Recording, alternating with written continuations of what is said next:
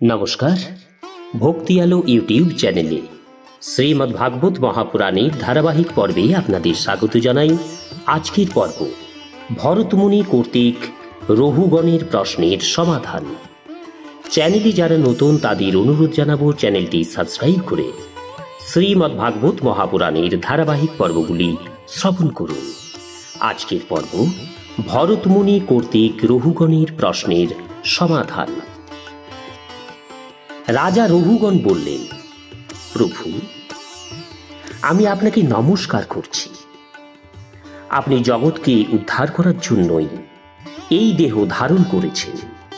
হে যোগেশ্বর, আপনি পরমানন্দময় আত্মস্বরূপগণকে উপলব্ধ করেছেন, তাই এই স্থূল দেহকে তুচ্ছ মনে করছেন এবং জড় ব্রাহ্মণের বেশে নিজের নিত্য জ্ঞানময় রূপকে সাধারণ মানুষের দৃষ্টি থেকে প্রচ্ছন্ন করে রেখেছেন। আমি আপনাকে বারবার নমস্কার করছি।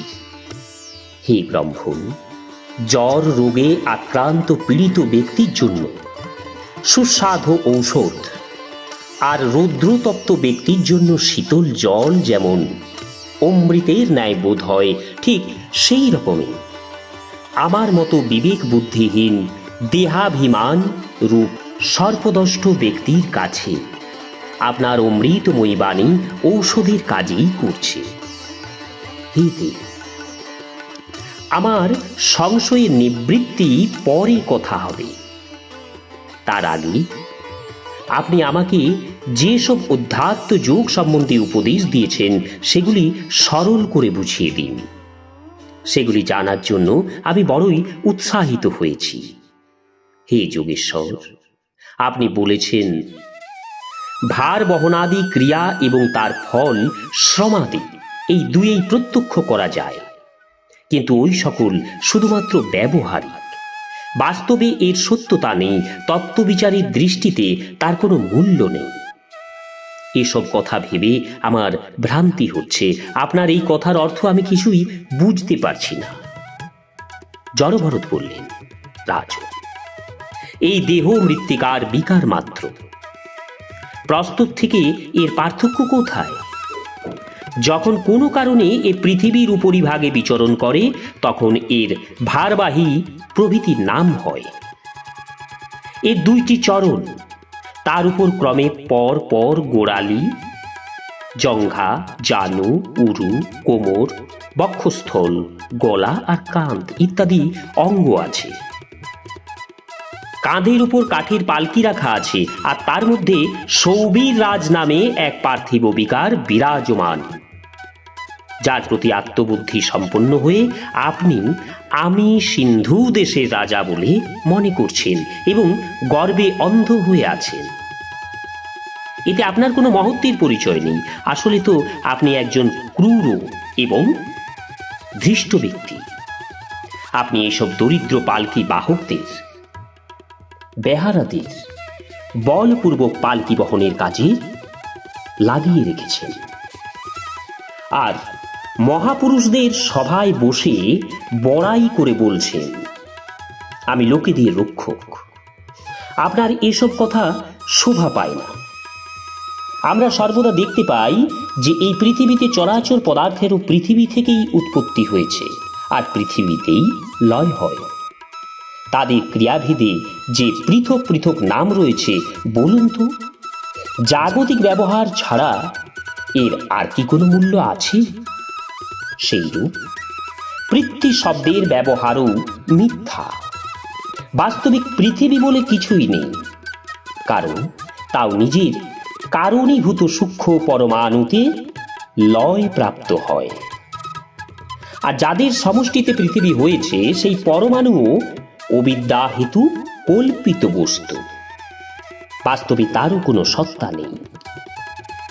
এইরকম আর যা কিছু কৃশ, স্থূল, অনু, বৃহৎ, কার্য, কারণ, চেতন, অচেতন আদি দ্বৈত প্রপঞ্চ বর্তমান, তৎসমুদয়ী দ্রব্য, স্বভাব, আশয়, স্থান, কাল, কর্ম ইত্যাদি নামে প্রতীত ভগবানের মায়ার দ্বারা রচিত বলে জানবেন।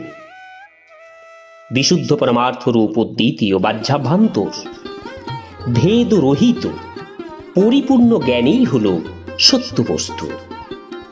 এই জ্ঞান সর্বান্তর্বর্তী এবং সর্বদা নির্বিকার, তারই নাম ভগবান।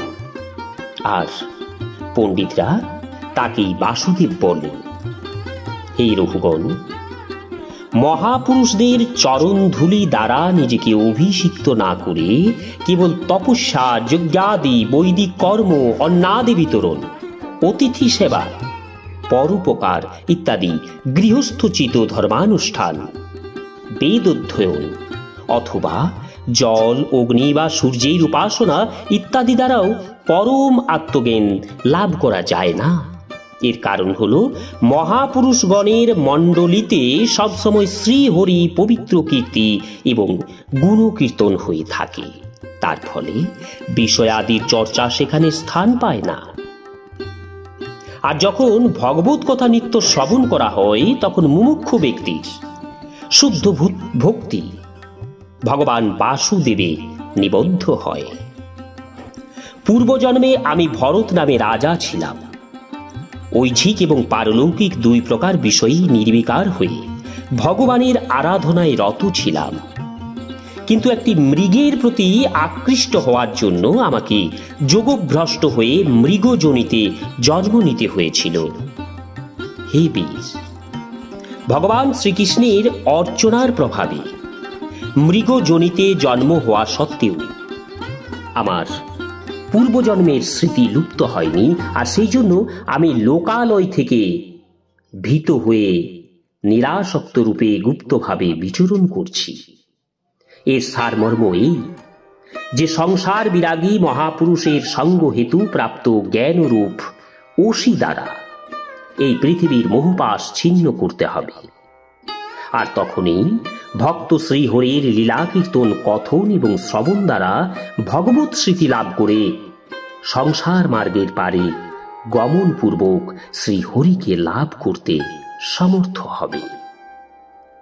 নমস্কার, আজকের পর্ব এখানেই শেষ করছি।